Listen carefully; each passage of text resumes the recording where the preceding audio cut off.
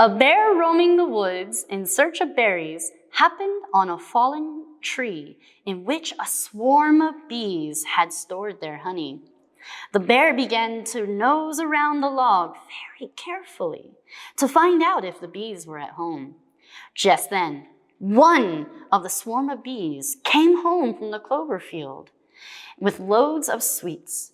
Guessing what the bear was after, the bee flew at him, stung him sharply, and then disappeared into the hollow log. The bear lost his temper in an instant and sprang upon the log, tooth and claw, to destroy the nest. But this only brought the whole swarm. The poor bear had to take on to his heels and was able to only save himself by diving into a pool of water. The moral of the story is it's wiser to be and bear a single injury in silence than to provoke 1,000 by flying into a rage. One day, once upon a time, there was an elderly couple with no children. One day, the wife was washing her clothes in the river when a huge peach came floating down from upstream. The woman brought the peach home to her husband and cut it up. To their great surprise, a baby boy came out of the peach. They raised him with love and care, and the peach boy grew up to be a good person. One day, he told the old couple that he was going to Ogre Island to defeat all the ogres. The grandma made him some millet mochi balls for the peach boy to take with him. As the peach boy walked to Ogre Island, a dog approached him and said, "Hi, may I have one of your mochi balls?" "Yes, you may, if you come with me to fight the ogres," said the peach boy, and so the dog joined his company. In much the same way, a pheasant and a monkey also joined the peach boy's company. Thus the peach boy, with the dog, the pheasant, and the monkey, crossed over to Ogre Island, where they fought and defeated the ogres. The ogres surrendered and pleaded for mercy, offering many treasures to the peach boy.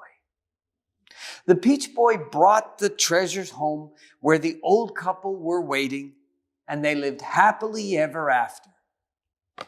The end. An ox came down to a pool to drink.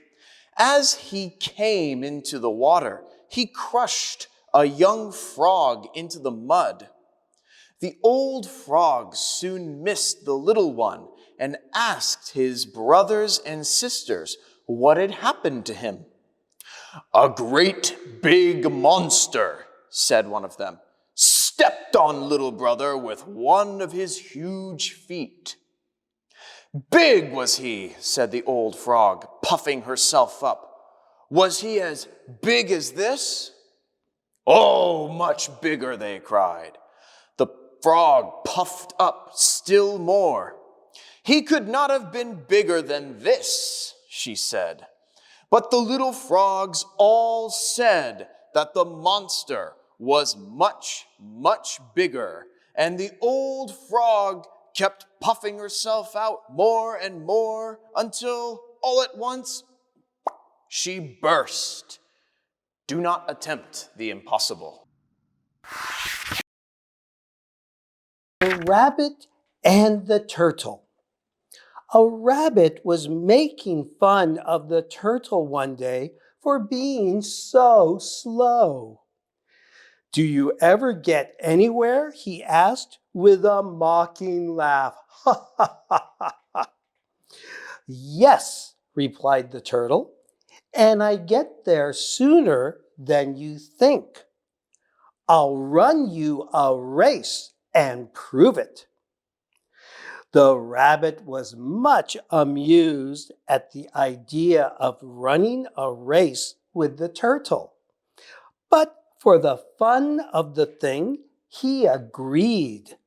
So the fox, who had consented to act as judge, marked the distance and started the runners off.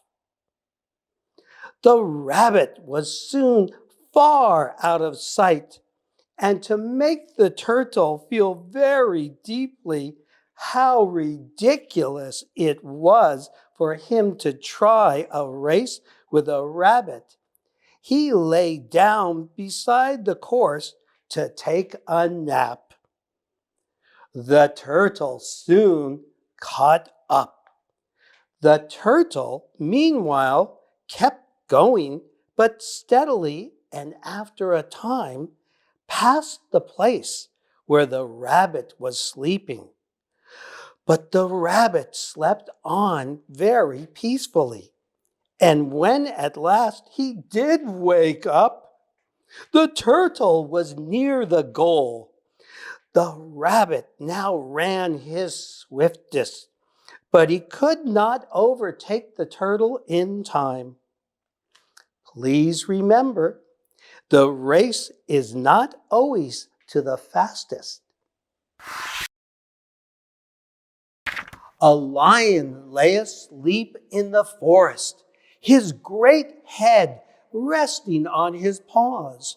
A timid little mouse came upon him unexpectedly, and in her fright and haste to get away, ran across the lion's nose.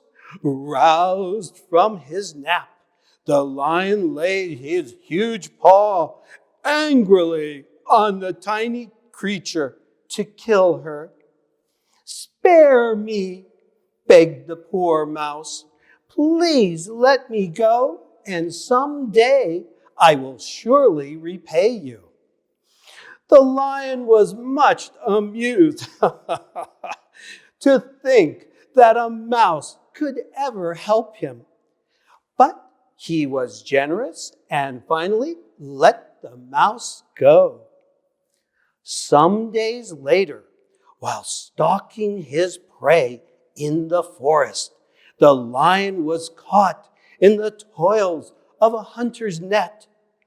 Unable to free himself, he filled the forest with his angry roaring. Roar! The mouse knew the voice and quickly found the lion struggling in the net. Running to one of the great ropes that bound him, she gnawed it until it parted, and soon the lion was free. "You laughed when I said I would repay you," said the mouse. "Now you see that even a mouse can help a lion." The end. Okay, remember?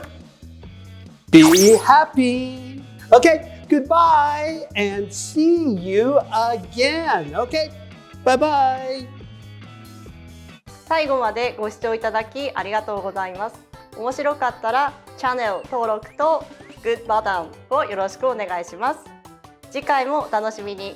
Be happy!